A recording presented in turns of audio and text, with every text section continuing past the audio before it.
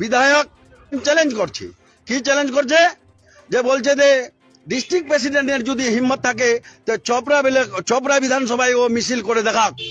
তা আমি কথা দিচ্ছি আপনার মিডিয়ার মাধ্যমে, আমি মিটিং করে দেখাবো চোপড়ার মাঠখানে, চোপড়ার মাঝে আমি করব মিটিং। আমাকে শুধু ডিস্ট্রিক্ট প্রেসিডেন্ট বলুক যে আপনি চোপড়ায় গিয়ে মিটিং করেন, আমি মিটিং করে দেখাই দিব যে চোপড়াতে কিভাবে মিটিং করে। আর যতগুলো ওখানে সংগঠন আছে ওর থেকে যদি বেশি আপনাকে রেজাল্ট ফলাফল দিতে না পারি তারপরে বলবেন যে আব্দুল সত্তার কি জিনিস আছে। এবং কয়েকদিন আগে দেখছিলাম সাত্তার সাহেব বলেছিলেন যে জেলা প্রেসিডেন্ট যদি ওনাকে অনুমতি দেয় তাহলে উনি নাকি আমাদের চোপড়াতে আসে জনসভা করবেন বা সভা করবেন।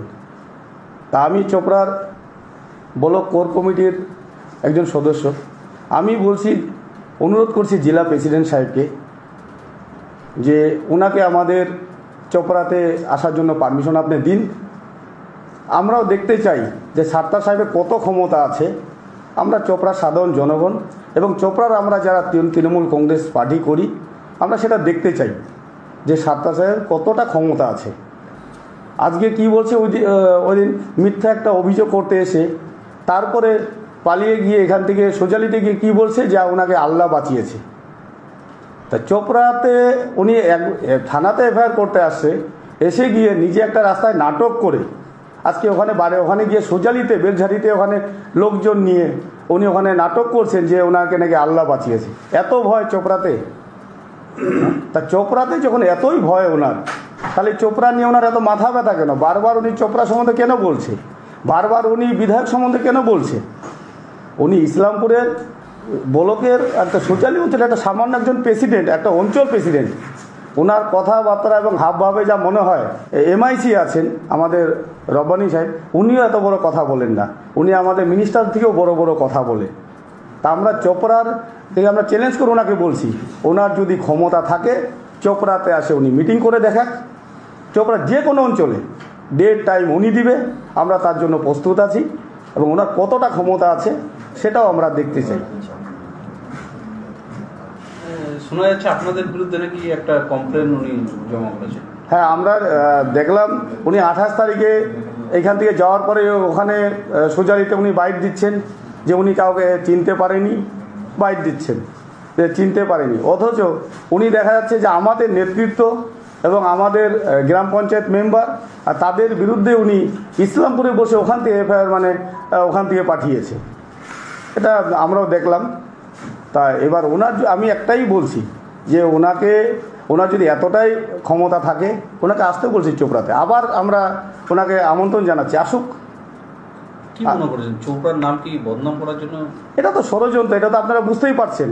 এবং প্রশাসন ইনকোয়ারি করছে এবং যে সাকির যে ছেলেটাকে দিয়ে আজকে চোপড়াতে অশান্তি করার একটা চেষ্টা করছিল এবং মানে একটা চক্রান্ত যে ওরা করছিল সেই চক্রান্তটা কিন্তু ফাঁস হয়ে গেছে এবং বর্তমানে সাকির কিন্তু পুলিশ হেফাজতে আছে এবং প্রশাসন দেখছেন। আমাদের প্রশাসনের উপর আস্থা আছে, আজকে আসল সত্যটা বের হয়ে আসবে।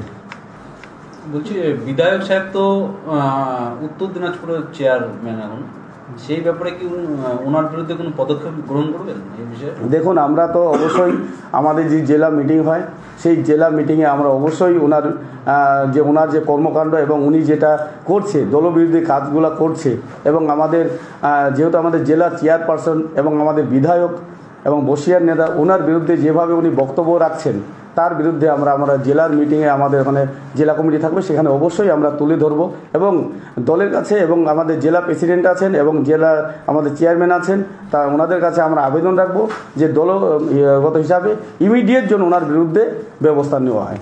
দাদা, উনি যেহেতু তৃণমূলের অঞ্চল প্রেসিডেন্ট, ওনাকে কেউ মারতে চাইলো, কাউকে সুপারিশ দিচ্ছিল, এটা মারতে চাইলো, তাহলে চোপড়ায় কি কাউকে আপনাদের জানিয়েছিল? চোপড়ায় আসার আগে হয়তো আপনাদের সবাই তৃণমূল, আপনাদের সঙ্গে যোগাযোগ থাকতে পারে না, আমাদেরকে তো কোনো জানিয়ে আসেনি। আমরা তো পরবর্তীতে জানতে পারলাম যে উনি চোপড়াতে আসেন এবং আমরা যেটা জানতে পারলাম উনি প্রথমে থানায় না গিয়ে আগে হোটেলে গেছেন ভিডিও ফুটেজ নিতে। তার মানে ওনার যারা ওখানে হোটেলে খাওয়া দাওয়া করছিল এবং যারা এই যে দুষ্কৃতী এরা সবই ওনারই লোক। আমার মনে হয় এটা কারণ ওনারই লোক, নাহলে উনি হোটেলে খাচ্ছে, সেখানে ফুটেজ নিয়ে যাচ্ছে এবং ওখানে যারা মারপিট করছে খাওয়া দাওয়া করে হোটেলে, এবং ওরা সমাজবিরোধী যারাই ওখানে ছিল। আমি বলবো বিশেষ করে যে শাকিরেরও দেখবেন আপনার ব্যাকগ্রাউন্ড যদি কী আছে প্রশাসন জানে, সেই লোকটা আজকে ওনার সাথে চলছে, তার মানে উনিও হয়তো আমার সন্দেহ যে উনি ওই সব কাজের সঙ্গে উনিও যুক্ত আছে। সাত্তার সাহেব উনি ব্যক্তিগতভাবে আমার তো কোনো পরিচয় নেই, উনি সম্ভবত সুজালির তৃণমূলেরই অঞ্চল প্রেসিডেন্ট, যা আপনাদের এই নিউজ টিউজে যা দেখি, তো উনি তৃণমূলের একজন ভালো নেতা। আর দেখছি তৃণমূলের এক গোষ্ঠী আর এক গোষ্ঠীর বিরুদ্ধে সবসময় একটা লাগাপাড়া লেগে আছে।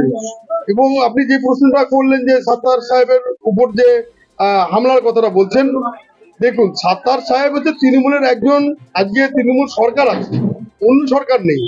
আজকে সাত্তার সাহেব তৃণমূলের এত বড় একজন নেতা, চোপড়াতে এসে তাকে আক্রমণের শিকার হতে হচ্ছে, তাহলে বিরোধীরা যারা আমরা এখানে রাজনীতি করছি, আমাদের কত কঠিন পরিস্থিতির মধ্যে দিয়ে মোকাবেলা করে আমাদের রাজনীতি করতে হচ্ছে। তবু এটাই বলবো, অন্যায়ের বিরুদ্ধে যেখানে মানুষ রুখে দাঁড়াবে তাকে মানুষ সমর্থন করবে, এ নিয়ে কোনো মানে দ্বিমত হতে পারে না। অন্যায় হবে, মানুষ প্রতিবাদ করবে, রাস্তায় থাকবে। অন্যায়ের বিরুদ্ধে জানি না তার কি আছে, বাস্তবতা কি আছে, তবু যদি অন্যায় তার বিরুদ্ধে যে হচ্ছে, নিশ্চিতভাবে এটা ঘটা উচিত হয়নি। যে কোনো মানুষের কাছে তার গণতান্ত্রিক অধিকার আছে, সে থানায় যেতে পারে, সে রাস্তায় চলতে পারে। সেই পরিবেশ যদি নষ্ট হয়, সমগ্র স্তরের মানুষের উচিত এর বিরুদ্ধে প্রতিবাদে সামিল হওয়া। নিশ্চিত আমরা যা দেখছি ফুটেজে, তার গাড়ি আক্রমণ করা হয়েছে, তাকে ভাঙচুর করা হয়েছে, এটা অন্যায় নয়। একটা স্বাধীন দেশে, একটা আপনার গণতান্ত্রিক দেশে একটা মানুষ সে থানায় গিয়ে একটা কমপ্লেন করতে পারবে না, থানা থেকে বাইরে যেতে পারবে না, তাহলে তৃণমূলে আমলে কি চলছে? আমি যেই প্রশ্নগুলো এতক্ষণ আপনাদের করছিলাম যে এটা তো একটা দুষ্কৃতি রাজ চলছে, এই দুষ্কৃতি রাজের বিরুদ্ধেই তো আপনারা আজকে আমাদের এই মিছিলে বিভিন্ন মানুষের সঙ্গে এই সম্মেলনে যাদের সাথে কথা বললেন, তারা তো এই কথাগুলোই বললো, তাদের যে রাগ, তাদের যে উল্লাস, তারা যে আগামী দিনে এগোতে চাইছে, এই দুষ্কৃতি রাজের বিরুদ্ধেই তো এগোতে চাইছে।